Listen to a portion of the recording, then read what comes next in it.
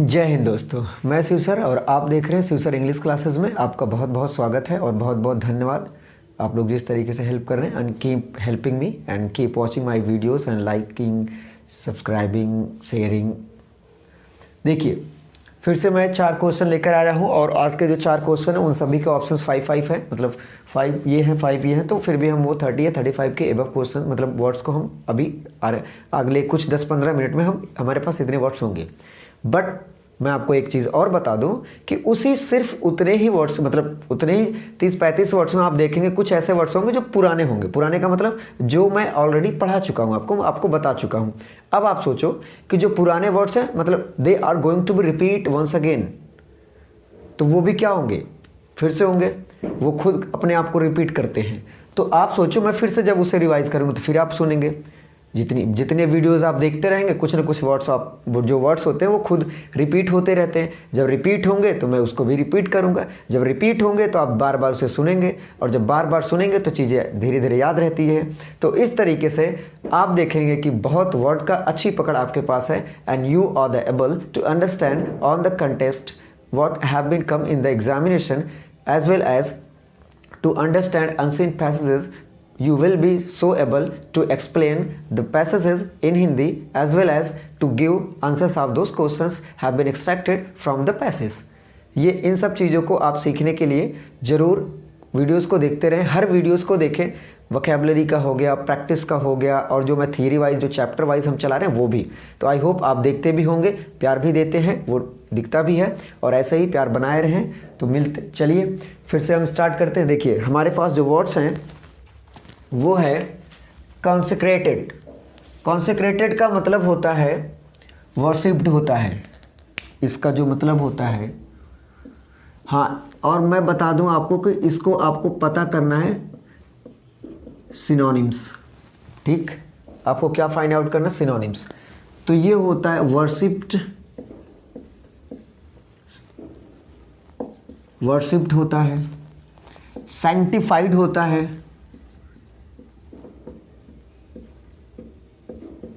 Sanctified. Decorated का मतलब होता है किसी चीज़ को सजा देना, सजा हुआ। डेकोरेट करना आप सुने ही होंगे, तो आप इसे फर्निश्ड भी बोल सकते हैं,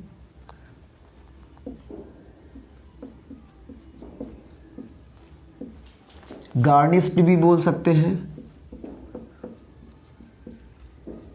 देखिए ये एक तो मतलब सेकेंड एंड थर्ड फॉर्म होता है और उसे पार्टिसिपल भी, पास्ट पार्टिसिपल भी कहते हैं। साथ ही साथ वो एडजेक्टिव की तरह भी काम करता है। इतनी चीज़ें होती हैं।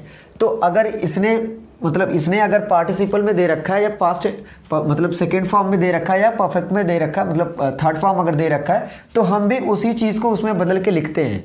तो इसका जो एक्चुअल जो रूप होंगे वो होगा फर्निश, गार्निश, सैंक्टिफाई, वर्शिप। ये तो आपको पता है। तो ये का मतलब हो गया पूजा करना। डेकोरेट का मतलब ये, अगर ये आपको पता है तो इसकी भी हिंदी वही होगी, इसलिए मुझे हिंदी लिखने की ज़रूरत नहीं है।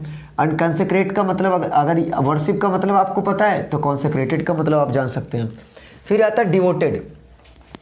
डिवोटेड का मतलब वही होता है पूजा करना, आत्मसमर्पण का मतलब अच्छे से चीज़ों को डिवोट कर देना। तो ये इसमें आप लिख सकते हैं वेनरेटेड। ये वर्ड मैं आपको बता चुका हूँ जब एक बार डिवोटेड आया था। और एक होता है रिवर्ड। ये दोनों वर्ड ही बता चुके हैं। ठीक है, थोड़ा सा बड़ा बड़ा लिखें, रिवर्ड। ठीक, देखिए थ्रोन का मतलब होता है, आप कहानी अगर पढ़े, थ्रोन का मतलब होता जो राजा हो। अब थ्रोन का मतलब वो जो राजे के पद पे है, तो आप इसे बोल सकते हैं डोमिनियन। ठीक है, आप इसे थ्रोन को, स्पेलिंग गलत है ये, अब सही है। ठीक है, थ्रोन का मतलब है डबल इनहेरिट। ठीक है, डोमिनियन होता है।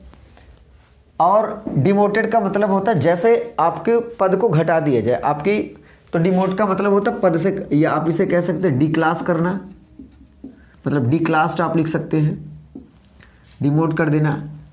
एंड डाउनग्रेडेड आप लिख सकते हैं। और आप इसको ऐसे भी लिख सकते हैं, डिमोट का मतलब होता है लोगों को प्रमोट ना कर बल्कि क्या कर देना, नीचे दिखा देना। तो ये इतना ही लिखिए, डिक्लास्ड। अब्डिकेट का मतलब होता है त्याग देना। क्या कर देना? त्याग देना। तो इसका जो आप लिख सकते हैं ये होता है अब्निगेट भी होता है, अब्निगेटेड, रेलेंक्यूस।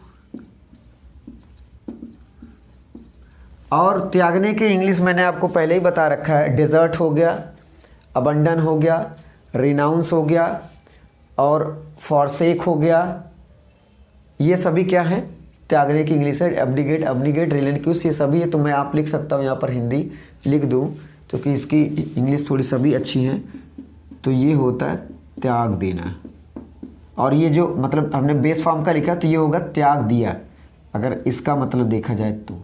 ठीक है, तो इसका जो सिनोनिम होगा कॉन्सेक्रेटेड का वो होगा डिवोटेड। क्या होगा?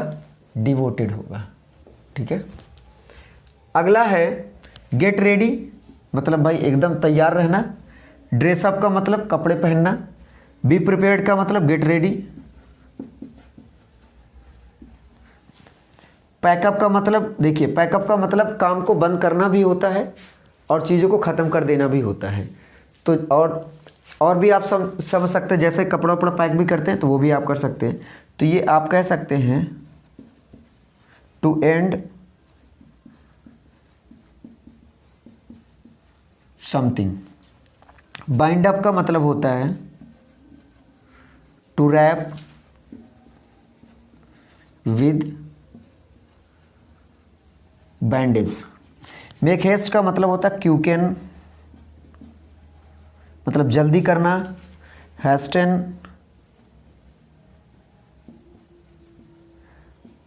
हरी, ठीक है, हरी लाल। मेक हेस्ट, क्विकन, हैस्टेन, हरी, इसका मतलब होता है जल्दी करना, जल्दी करना। आप सुनते होंगे ना, मेक इट क्विक या क्विकन, हैस्टेन, हरी अप, और ये क्या है, मेक हेस्ट, ये सब वर्ड्स होते हैं। तो इसका जो सिनोनिम होगा वो होगा बी प्रिपेयर्ड। इसका जो सिनोनिम होगा वो होगा बी प्रिपेयर्ड होगा। तो ये वाला क्या होगा और ये वाला इसका होगा। अगला देखिए, फेल डाउन का मतलब गिर जाना। जंप डाउन का मतलब हॉप करना, मतलब ऐसे कूदना, हॉप, कूदना, कूद के चलना। ठीक है, क्लैप्स का मतलब होता है गिर जाना, तो इसे आप डिक्लाइंड लिख सकते हैं। ठीक है, मतलब अपने आप। ड्राउंड का मतलब सबमर्ज्ड हो जाना, बह जाना, सबमर्ज्ड, या गो अंडर का मतलब उसमें बह जाना। तो ये हमने सेकेंड फॉर्म में नहीं लिखा, ये ध्यान देंगे। इसका जो होगा वेंट अंडर होगा। लेड ऑफ का मतलब होता है रिलीज कर देना, छोड़ देना। हालांकि ये है तो ये रिलीज्ड होगा, फ्रीड होगा, मतलब छोड़ देना, छोड़ दिया।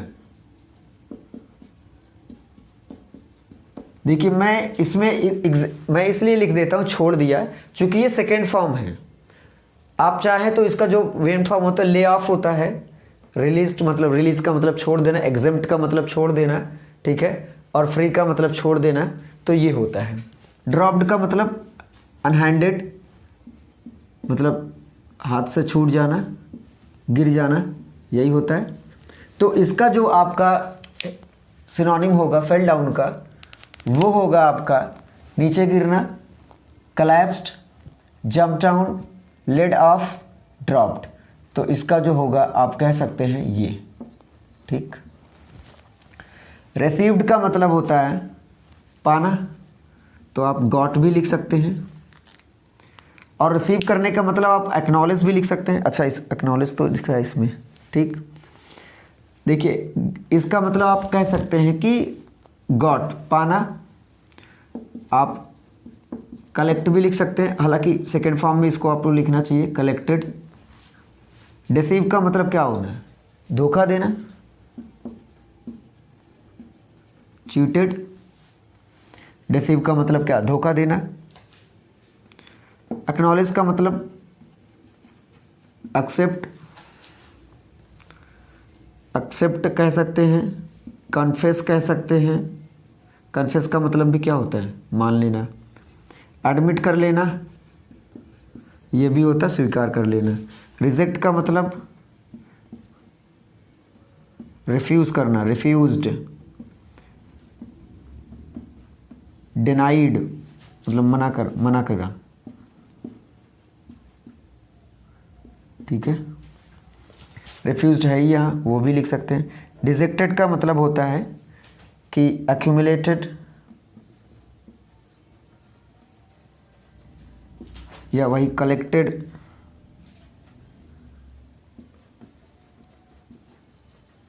ठीक। तो ये है आपका। रिसीव्ड का आप लिख सकते हैं, जो इसका होगा ये होगा सिनोनिम, ठीक है। आई होप आपको समझ में आया होगा। इसी तरीके से वर्ड वोकैबुलरी का जो मतलब जो वीडियोस हैं सभी आप देखते रहिए, आपका बहुत अच्छा वर्ड पावर की कैपेसिटी हो जाएगी, आपको हर चीज़ें समझ में आने लगेंगी, क्योंकि वर्ड की पावर आपके पास है।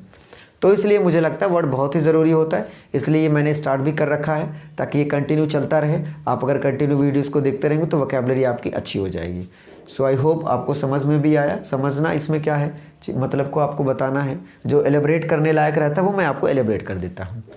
तो आई होप आपको समझ में आया। मिलते हैं नेक्स्ट वीडियो में। Thank you. जय हिंद।